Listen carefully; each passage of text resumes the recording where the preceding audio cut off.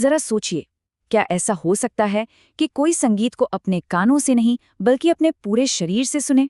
ये कोई fantastic movie की कहानी नहीं है, बल्कि एक ऐसी महिला की हैरान कर देने वाली हकीकत है जो बिल्कुल यही करती हैं।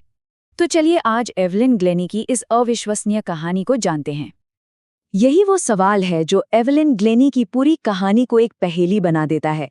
ये एक ऐसी लड़की की कहानी है जिसने अपनी सबसे बड़ी कमजोरी को ही अपनी सबसे बड़ी ताकत बना लिया, और ऐसा करते करते संगीत को देखने और महसूस करने का हमारा नजरिया ही हमेशा के लिए बदल दिया।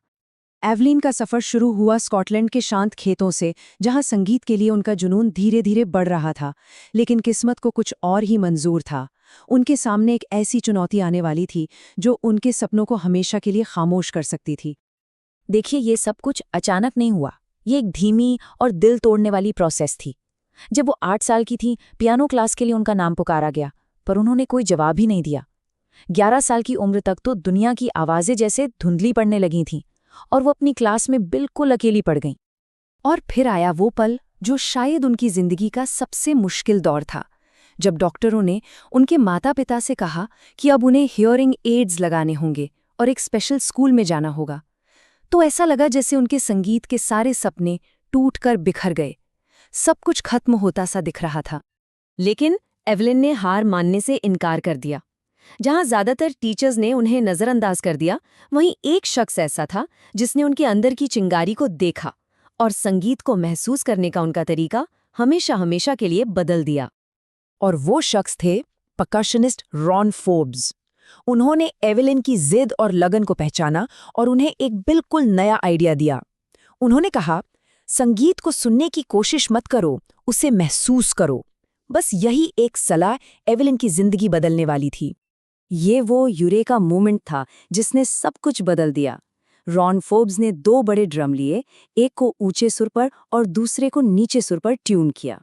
और कमाल ये हुआ कि एवलिन ने महसूस किया कि ऊंचे सुर की वाइब्रेशंस को वो अपनी कमर के ऊपरी हिस्से में और नीचे सुर की वाइब्रेशंस को कमर के निचले हिस्से में महसूस कर सकती थी। उनके लिए एक पूरी नई दुनिया खुल गई थी, एक ऐसी दुनिया जो सिर्फ आवाज और कंपन से बनी थी। उन्होंने आवाज को समझने का एक बिल्कुल नया रास्ता खोज निकाला था। ये सिर्फ कोई ट्रिक नहीं थी, बल्कि संगीत की एक नई भाषा सीखने की शुरुआत थी, एक ऐसी भाषा जो उनका शरीर बोलता था। और बस इस नई भाषा के साथ एवलिन का सफर एक बिल्कुल नए मोड़ पर आ गया। उन्होंने अपनी इस अनोखी काबिलियत को तराशा और वो संगीत की दुनिया में अपनी एक अलग ही पहचान बनाने के लिए निकल पड़ी। 1000 से भी ज्यादा म्यूजिकल इंस्ट्रूमेंट्स। जरा सोचिए इस नंबर के बारे में। ये सिर्फ एक आंकड़ा नहीं है, ये उनकी बेमिसाल प्रतिभा और अपनी कला के प्रति उनके जुनून का सबूत है। और उनकी उपलब्धियों की लिस्ट तो बस हैरान कर देने वाली है। उन्होंने सिर्फ अपनी मुश्किलों पर जीत ही नहीं पाई, बल्कि संगीत की दुनिया में एक्सीलेंस के नए स्टैंडर्ड सेट कर दिए।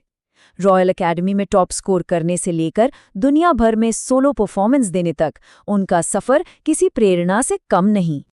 तो अब सवाल ये उठता है कि आखिर वो ये करती कैसे हैं? देखिए, ये कोई जादू नहीं है, ये विज्ञान, कला और अपने शरीर की गहरी समझ का एक अद्भुत मेल है। चलिए, इस राज से पर्दा उठाते हैं।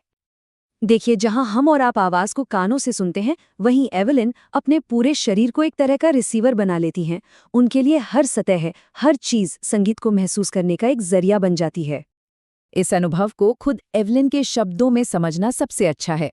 वो कहती हैं कि संगीत उनके शरीर के हर हिस्से में समा जाता है।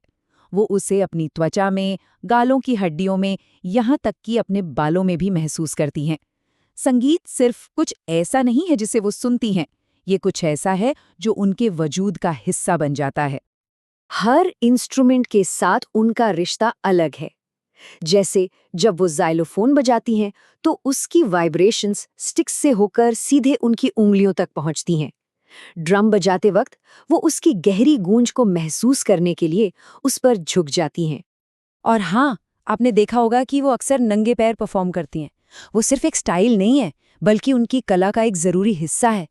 ऐसा करके वो लकड़ी के स्टेज से आने वाली वाइब्रेशंस को अपने पैरों के जरिए पूरे शरीर में महसूस कर पाती हैं। ये उन्हें संगीत और दर्शकों से एक अलग ही लेवल पर जोड़ता है। एवलिन की अपनी कहानी तो कमाल की है ही, लेकिन शायद उससे भी ज्यादा गहरा उनका दुनिया पर असर है।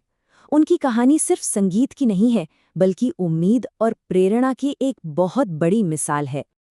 महान प्रकाशनिस्ट जेम्स ब्लेड्स ने एक बार उनके बारे में कहा था कि भगवान ने शायद उनकी सुनने की शक्ति ले ली, लेकिन बदले में कुछ असाधारण चीज दे दी। जो हम सिर्फ सुनते हैं, एवलिन उससे हम सबसे कहीं ज्यादा गहराई से महसूस करती हैं। ये इस बात का सबूत है कि कैसे उन्होंने अपनी एक कमी को एक असाधारण तोहफे में बदल दिया। और उनका काम सिर्फ स्टेज तक ही सीमित नहीं है। वो अस्पतालों और जेलों में मुफ्त कॉन्सर्ट करती हैं। वो युवा संगीतकारों के लिए, खासकर उन बच्चों के लिए जो सुन नहीं सकते, एक जीती जागती प्रेरणा है। वो ये साबित करती हैं कि कुछ भी नामुमकिन नहीं है। संगीत की दुनिया में उन्होंने परकशन इंस्ट्रूमेंट्स को ऑर्केस्ट्रा के पीछे से उठाकर मेन स्टेज पर ला खड़ा किया। उन्होंने ये दिखाया कि एक अकेला कलाकार भी पूरी दुनिया का दिल जीत सकता है। लेकिन सबसे जरूरी बात, उन्होंने हमें सिखाया कि असली ताकत चुनौतियों से भागने में नहीं, बल्कि उनका सामना करने में है। तो एवलिन ग्लेनी की कहानी हमें एक बहुत बड़े सवाल पर लाकर छोड़ देती है। ये हमें याद दिलाती है कि हमारी सीमाएं अक्सर वो नहीं होती जो हमें दी जाती हैं, बल्कि वो होती हैं जिन्हें हम खुद अपने लिए बना लेते हैं। सोचिए, हम और आप कौन सी नामुमकिन लगने वाली चीजें हासिल कर सकते हैं, अगर हम भी बस थोड़ा अलग तरीके से सुनना सीख जाएं।